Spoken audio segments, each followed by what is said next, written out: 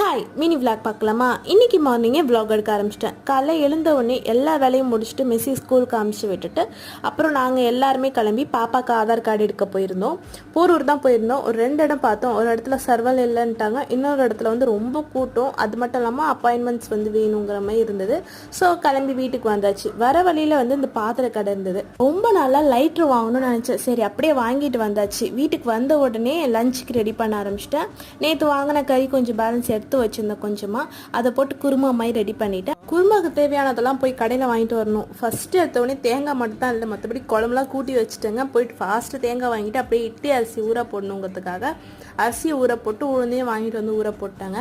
குழம்பு ரெடி ஆச்சு, லஞ்சு முடிச்சாச்சு. அப்புறம் உப்பு போட்டு ஏன் அரிசியை கழுவுறேன்னா நல்லா பளிச்சுன்னு ஆகிடும் ரேஷன் அரிசி. அதனால தான் இந்த ட்ரிக்கை நீங்களும் ட்ரை பண்ணி பாருங்கள். அப்புறம் மாடியில் இந்த மல்லிகைப்பூக்கு பந்தல் மாதிரி கட்டி விட்டாச்சு. நெக்ஸ்ட் விளாக்ல சந்திக்கலாம். பாய்.